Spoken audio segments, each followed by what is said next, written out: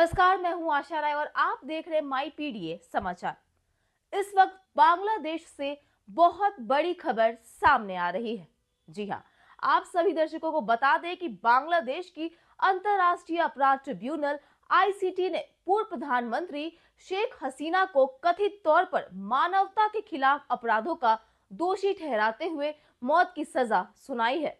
Tribunal ने उन्हें 3 आरोपों भड़काने, हिंसा के लिए आदेश देने और अत्याचारों को रोकने में विफल रहने के मामलों में दोषी पाया है। अदालत ने कहा कि 3 आरोपों के लिए एक ही मौत की सजा दी जा रही है।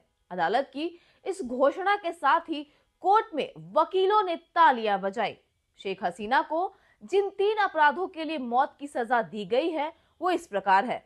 पहली, निहत्थे प्रदर्शनकारियों के खिलाफ घातक बल प्रयोग करने का आदेश देना, यानी इंग्लिश में कहे तो ऑर्डर्स टू किल। दूसरा, भड़काऊ बयान देना, यानी इंसाइटमेंट। और तीसरा, ढाका तथा आसपास के क्षेत्रों में कई छात्रों की हत्या के लिए कार्रवाई को अधिकृत करना, यानी failure to prevent the atrocities. Tribunal का कहना है कि हसीना ने ड्रोन, हेलीकॉप्टर और खतरनाक हथियारों के इस्तेमाल का आदेश दिया।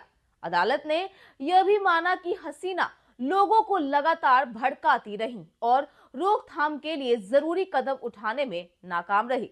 साथ ही आईसीटी ने कहा कि शेख हसीना ने ड्रोन और हेलीकॉप्टर का इस्तेमाल करके मानवता के विरुद्ध अपराध किए। साथ ही अदालत ने पूर्व गृह मंत्री असदुज्मान खान कमाल को उकसाने का दोषी पाया गया। अदालत ने कहा कि पूर्व गृह मंत्री और पुलिस महानिरीक्षक अत्याचारों को रोकने में विफल रहे। शेख हसीना सर्वोच्च कमांडर थी। यह स्पष्ट है कि शेख हसीना का गृह मंत्री और पुलिस महानिरीक्षक पर हाई कंट्रोल था।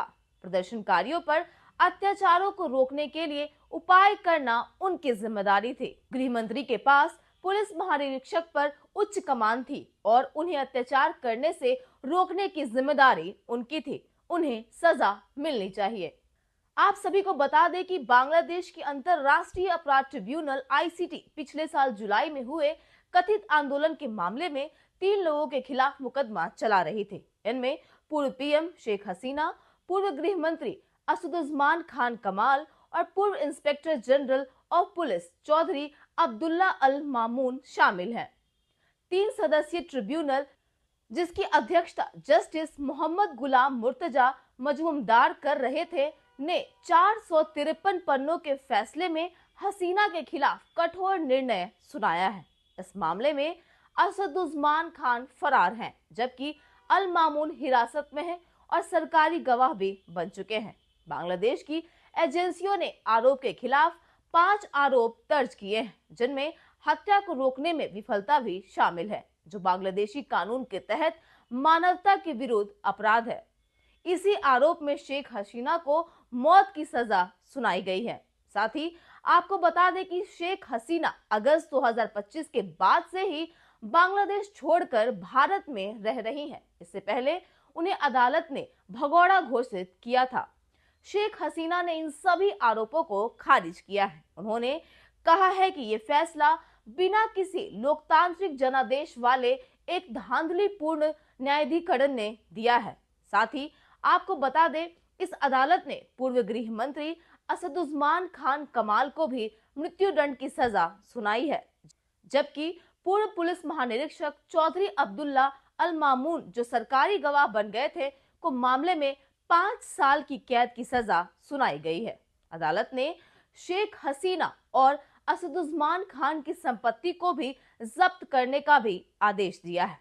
ढाका में कड़ी सुरक्षा वाली अदालत में फैसला पढ़ते हुए न्यायाधिकरण ने कहा कि अभियोजन पक्ष ने बिना किसी संदेह के यह साबित कर दिया है कि पिछले साल 15 जुलाई से 15 अगस्त के बीच छात्रों के नेतृत्व वाले विरोध प्रदर्शनों पर की गई घातक कार्रवाई के पीछे हसीना का हाथ था।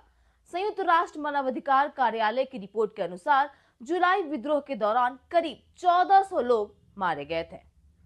तो इस बड़े फैसले ने देश की राजनीतिक तस्वीर बदल दी है और आने वाले दिनों में इसके प्रभाव साफ दिखाई देंगे। फिलहाल तो इस रिपोर्ट में इतना ही। ऐसी लेटेस्ट खबरों से अपडेट रहने के लिए आप देखते रहिए माई पीडीए समाचार।